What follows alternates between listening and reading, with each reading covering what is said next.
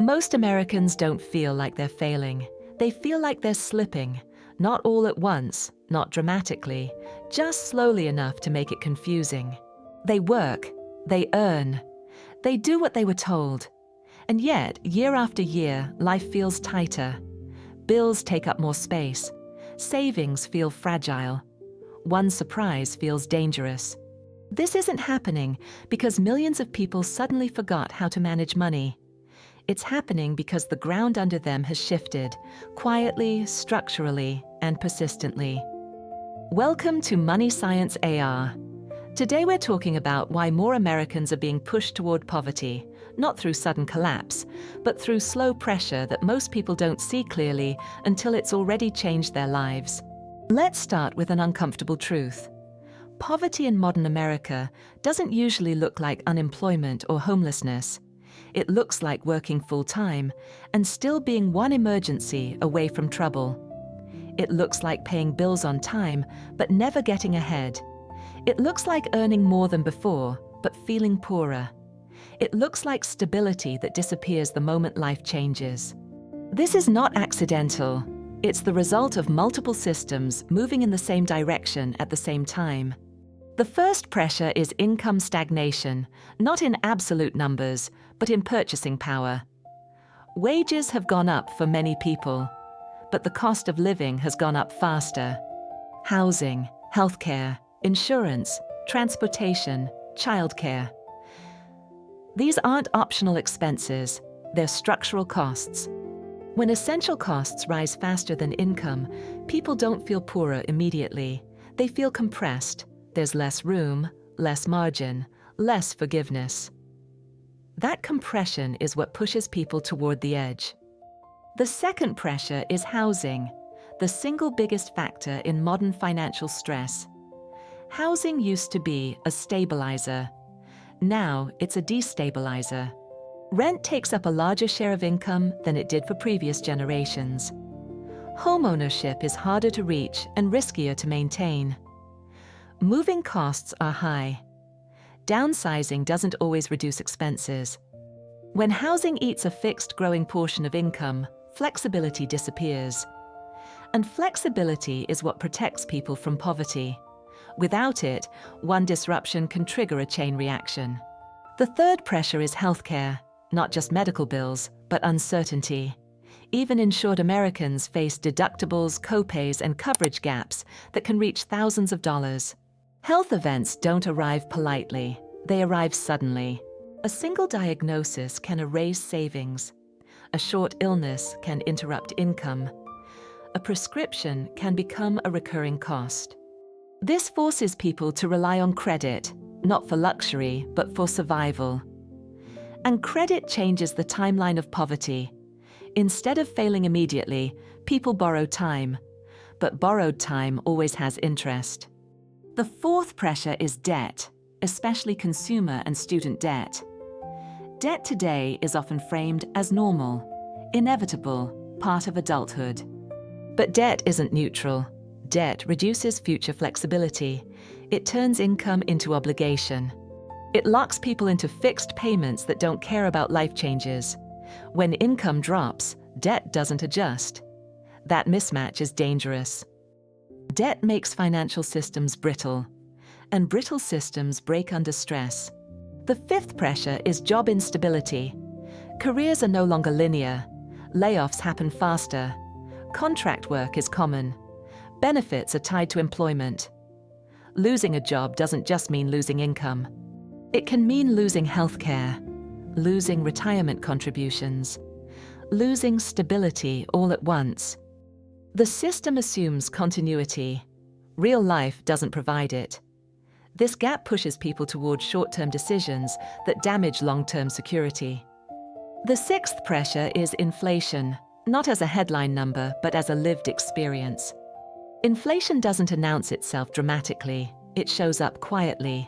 The grocery bill creeping up, insurance renewing higher, services costing more for the same thing. People adapt at first. They cut here, delay there. But over time, adaptation turns into exhaustion. And exhaustion leads to mistakes. The seventh pressure is the erosion of buffers. Previous generations often had margin, not wealth, but space. Lower fixed costs, stronger community support, more predictable expenses. Today, many households operate at full capacity. Every dollar is assigned, every month is tight. When there's no buffer, life doesn't need to go wrong very much. It just needs to change. This is why so many Americans feel like they're doing fine, until they're suddenly not. The eighth pressure is psychological. Chronic financial stress changes behavior. It narrows focus. It shortens planning horizons. It increases reliance on quick relief. People under constant pressure don't make optimal decisions. They make survival decisions. That's not a moral failure, that's biology. And systems that depend on perfect behavior under stress will always push people toward the edge. Now let's talk about something rarely acknowledged. Modern poverty is often invisible. People still have phones, cars, streaming services. But these surface details hide fragility underneath. A household can look normal and still be financially unstable. This invisibility delays help and increases shame. People don't identify as poor. They identify as behind. That delay matters. Because poverty today isn't a cliff, it's a slope. And slopes are easy to slide down without realizing how far you've gone. Another critical factor is the cost of mistakes. When margins were wider, mistakes were survivable. Today, mistakes are amplified. A missed payment triggers fees. Fees trigger interest. Interest triggers long-term damage. The system is less forgiving, and forgiveness matters more than perfection. Now, zoom out. None of this is about individual failure. It's about stacked pressure. Each pressure alone is manageable. Together, they overwhelm.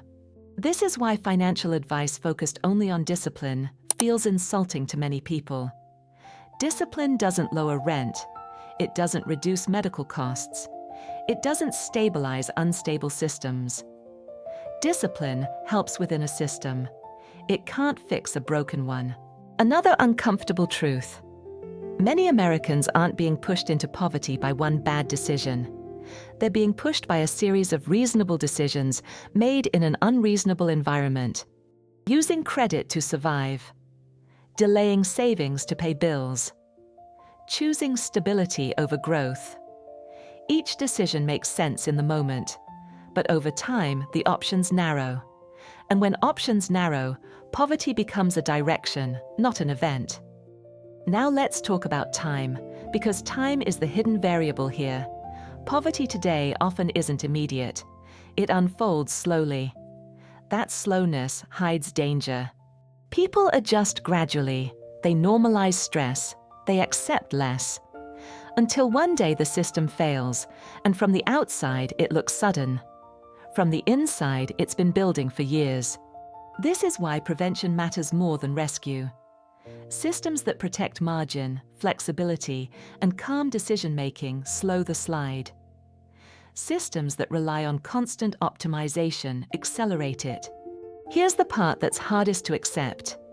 You can do many things right and still feel financially insecure in today's environment. That doesn't mean effort is useless. It means systems matter more than effort. And this is where calm money thinking becomes essential. Not as a solution to everything, but as protection against cascading damage. Calm systems don't make people rich.